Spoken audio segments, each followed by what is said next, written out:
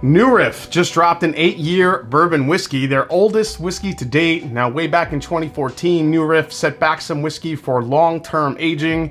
This is a new addition to their core lineup of products and the first older expression of their award-winning flagship bourbon, so there is more coming. Should you be ready to grab this one when the time comes? Let's find out. It's the Mash and Drum.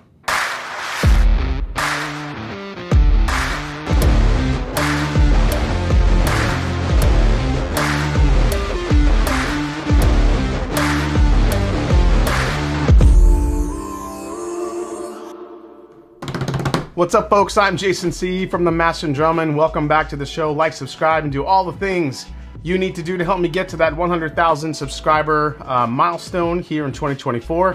Thank you so much for the support.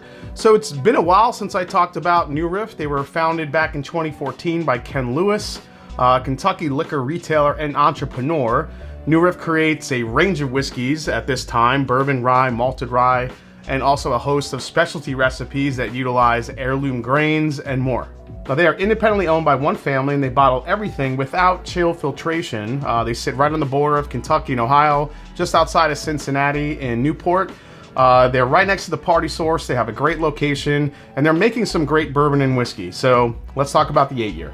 The New Riff 8-year bourbon is bottled without chill filtration at a 100 proof with a mash bill of 65% corn, 30% rye, and 5% malted barley. It retails for about $67.99, and the one interesting thing that's missing from this bottle that you may recognize is that the bottled and bond designation, which we usually see on their bourbons, is missing. Now, even though this bourbon does meet all the other requirements of a bonded whiskey, due to the small production from the early years of New Riff, this release blends bourbons from 2 distilling seasons, aged a minimum of 8 years. Now, for bottle and bond, the bourbon has to be all from the same distilling season, so just a small detail. So let's dive into this one. We're gonna have a fun comparison with this Wild Turkey 8-year, which is an export, which I thought would be kind of cool to go against this. So we'll see how that goes in a bit. But let's dive into the New Riff 8-year. So the first thing that hits me is that I think it's that 30% rye in the mash bill. There's quite a lot of rye grain and also some mintiness as well. But on top of that, there's a lot of, cherry cordial type notes I'm getting, and it's not like that medicinal cherry note that you could sometimes pick up. This is more of a bright cherry. A little bit of toffee here too. I think you get some of those classic bourbon flavors as well, but also the one outlier here that I'm really not too used to with New Riff is there's definitely more of an oak presence here, being 8 years old. So let's give it a try. Wow. I gotta say the palate here matches the nose for me a good amount. The one difference though is I get a lot more of like that sweet toffee, almost a buttery type of flavor profile on the palate to go along with those cherries and the rye spice and the cherry Twizzler note that I'm picking up here. That's pretty fantastic.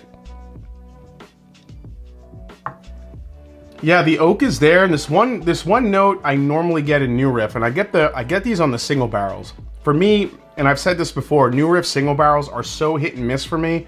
I tend not to gravitate towards them because sometimes those single barrels have this really strong bitterness, this bitter oak note that I get.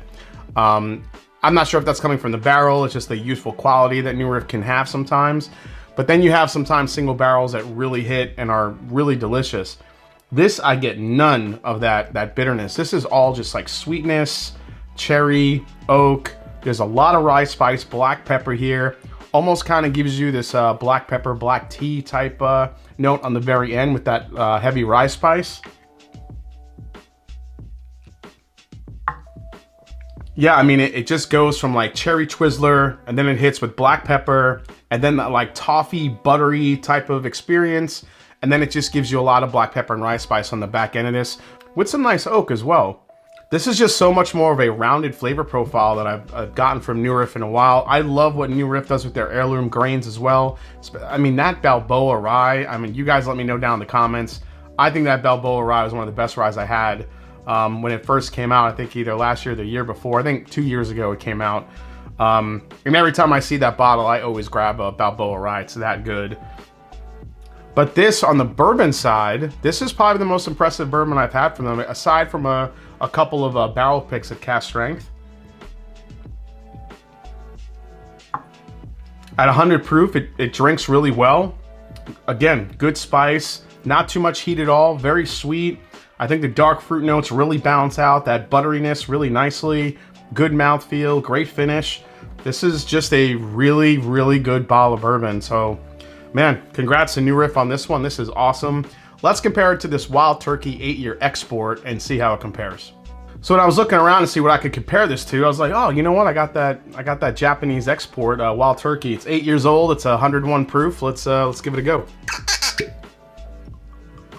Now, Wild Turkey only has 13% rye in their mash bill, not nearly as much as with the 30% that we got here in the New Riff. So I really want to see where those flavors are a little bit different here.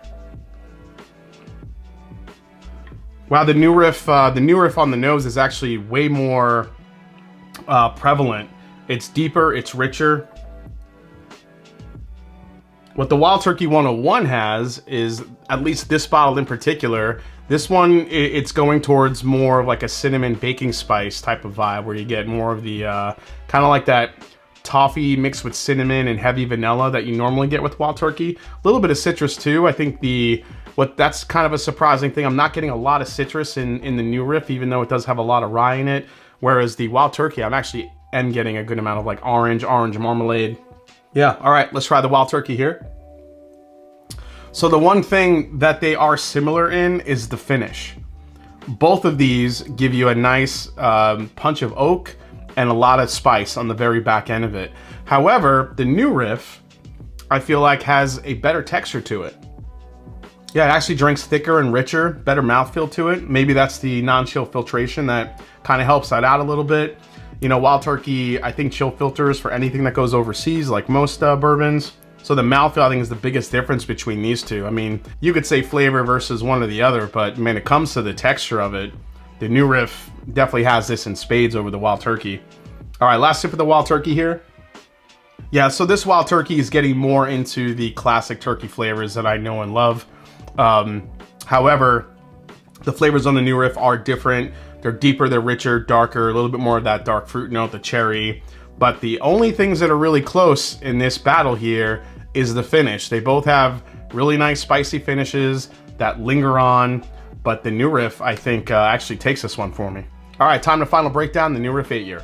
All right, final breakdown on the New Riff 8-year non-chill filtered bourbon. Here we go. Price on this one, as I mentioned, $67.99, call it $68.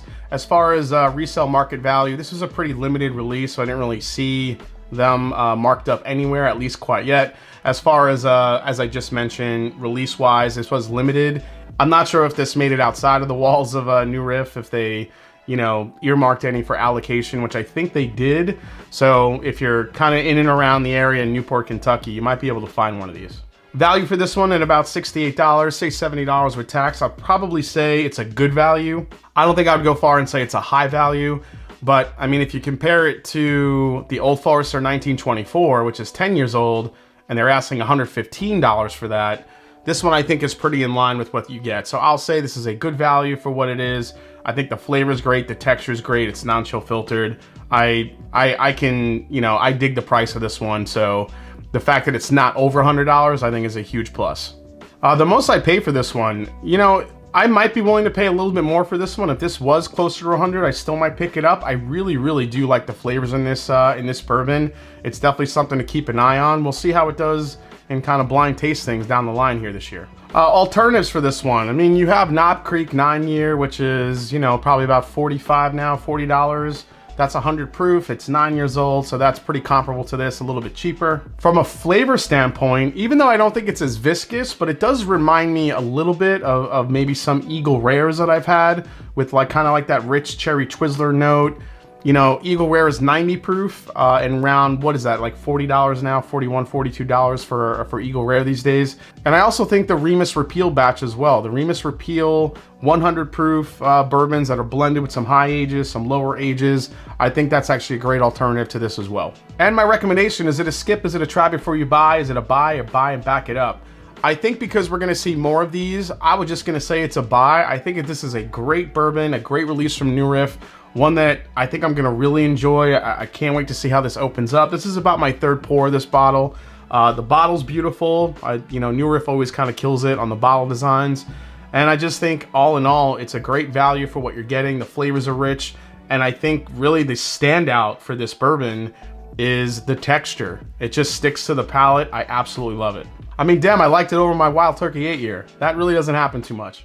All right, guys, I hope you enjoyed this review for the brand new Riff 8-year bourbon whiskey. Hope you enjoyed it. If you did, hit that subscribe button below. Please hit the like button. And if you haven't yet, find me on Instagram. Let me know down in the comments if you were lucky enough to grab one of these when they're released.